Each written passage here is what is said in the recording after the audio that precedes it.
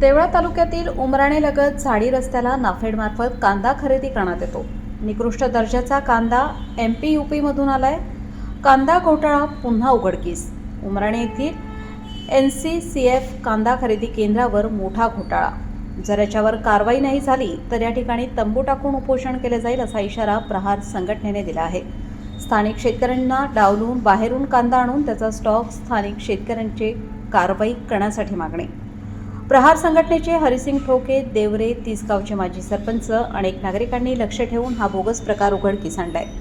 अनेक ट्रक पळून गेलेत। प्रहार संघटनेचे गणेश भाऊ या ठिकाणी हजर। शासनाचे प्रतिनिधी म्हणून असलेले अधिकारी, त्यांना फक्त इंग्रजी भाषा येते, इतर काही येत नाही।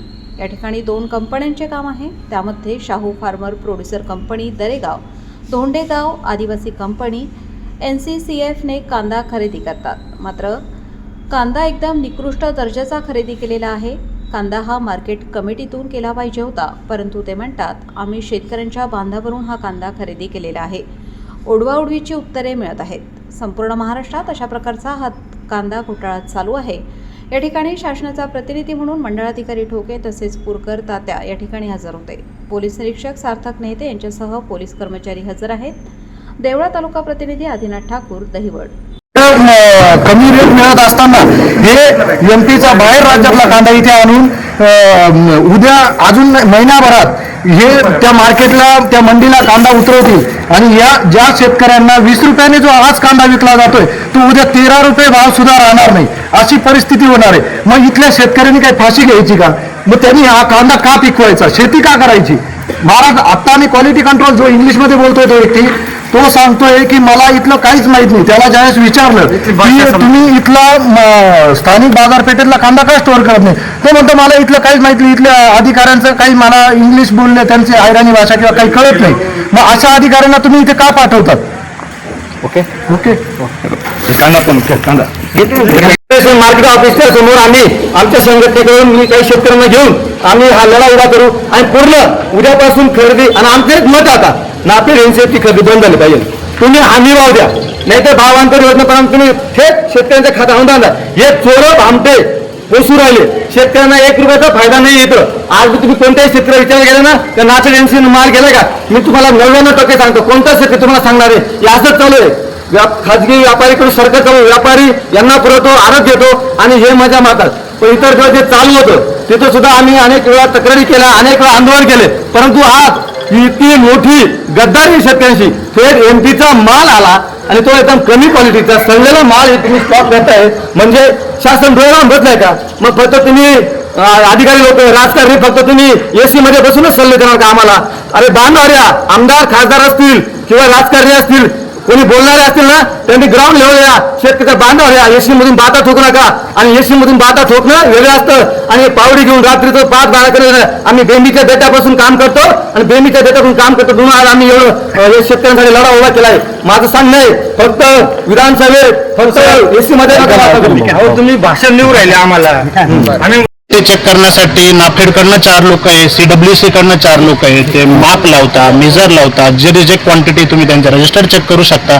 रिजेक्ट क्वांटिटी त्यांनी रिजेक्ट दाखवलेली आहे, ऍक्सेप्टेड क्वांटिटी ऍक्सेप्टेड दाखवलेली आहे। तुम्ही त्यांचं रजिस्टर्ड पण चेक करू शकता। गोडाऊनमध्ये फक्त माल दिसतो त्याला गोडाऊनमध्ये त्यांनी, आम्ही सोसायटीचं आणि FPCचं काम असं आहे की माल इथं शेतकऱ्याचा घेऊन येणं, तो ऍक्सेप्ट करणं, रिजेक्ट करणं ही संपूर्ण जबाबदारी NCCF आणि CWCची आहे। त्यांनी ऍक्सेप्ट नाही केला तर आम्हाला तो परत घेऊन जावा लागतो माल, त्याच्यात आमचा काही संबंध नाही।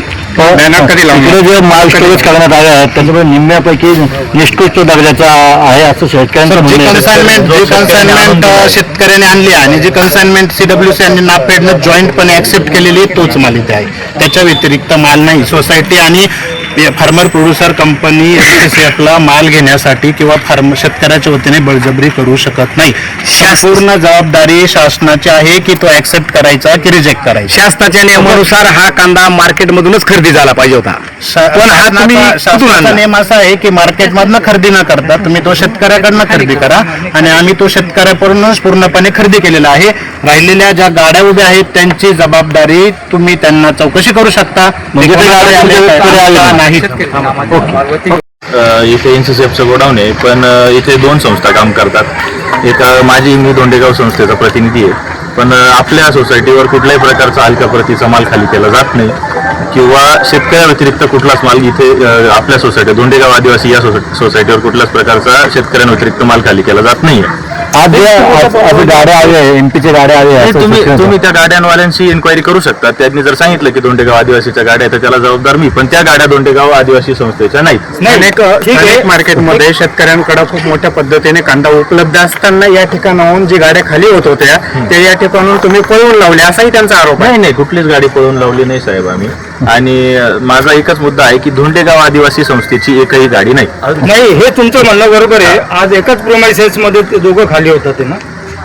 हा, एकाच प्रेमायसेस मध्ये दोघं खाली होते. तुम्ही आता बघितलं असेल इथं जो कांदा आहे त्याबद्दल तुम्हाला काय वाटतं? नाही, जो तुम्ही बाहेरचा कांदा म्हणताय तो कांदा ऑलरेडी CWCच्या हायर अथॉरिटीजनी रिजेक्ट मारलेला आहे. तो माल आपल्याला तिथून काढूनच घेणार ना, तो ऍक्सेप्ट केलेला नाहीये त्यांनी. त्या मालाची परतवारी करून तो माल त्यांनी रिजेक्ट मारलेला आहे. तो रिजेक्ट मारलेला माल त्यांना आपल्याला वापसच द्यायचा आहे. जर हे वाखार नाफेडचं आहे तर म्हणजे ठिकाणी बॅनर वगैरे किंवा बोर्ड वगैरे लावला गेलेला नाही. 2 दिवसापासून इथं अवकाळी पाऊस चालू होता. ते बॅनर वगैरे सर्व आमच्या काट्यावर होते, त्याचे फोटोज वगैरे आहेत. ज्यावेळेस खरेदी सुरू झाली त्याच वेळेस बॅनर लागले गेले. बॅनर होते, इथं पण बॅनर होते. म्हणजे इथं तर कुठेही बॅनर दिसत नाहीये. ते दुसरी संस्था आहे कोण आक्षेप कशावरती? आमचा आक्षेप असा आहे की ज्या नाफेड NCCचे जे गोडाऊन आहे तिथं अधिकृतरित्या आम्ही चेक केले. एक गोंदेगाव संस्था आहे आणि एक शाहू संस्था आहे. तर आम्ही 8 दिवसापासून बघत होतो की ते ट्रक येतात जातात. आमचं मत आहे लोडिंग नाही अनलोडिंग नाही, मग ट्रक काय येतात. आमचा आक्षेप असा आहे की शेतकऱ्यांचा माल घ्यायचा, यांचं नाफेड NCCची बोली आहे, त्यांचं MMA काहीच असेल मग आम्हाला वाटलं येत असेल. पण आम्ही जर 8 दिवसापासून लिंक लावली किंवा UP माल मागवत आहे आणि तो कमी पद्धतीचा तो पण तुम्ही बघितला असेल. मग आमचा आक्षेप आहे की तुम्ही शेतकऱ्यांचा माल न घेता तुम्ही बाहेर राज्यातून माल मागून तुम्ही NCF नाफेडचं काम करतायत. म्हणजे शेतकऱ्यांना तुम्ही लुबाडून तुम्ही छोटे लोक म्हणजे दलाल लोक तुम्ही काम करतायत. म्हणजे शेतकरी आज इतका नेताकृत आला आहे, आत्महत्या करतोय. आणि आम्ही जवळजवळ प्रहार शेतकरी संघटनेच्या मार्फत 4-5 वर्षापासून हा लढा उभा करतोय. थेट नाशिक, पिंपळगाव, मुंबईपर्यंत आम्ही स्वतःच्या अंगावर केसेस घेतले आहेत. मग एवढं त्यासाठी केलं आम्ही. तर आज आम्ही इथं आला तर 25 गाड्या उभ्या होत्या. त्यांना विचारलं कुठून आलं, आमच्याकडे रेकॉर्ड सर्व MP आलोय, इथं मागवले काही खाली करताना पण आहेत. आणि मग एवढं अर्धा गाड्यात 20 गाड्या तर 10 गाड्या पळून गेल्या, यांनी पळून लावल्या. आणि सर्व जे काम करणारे लोक होते हे जो पळून गेले.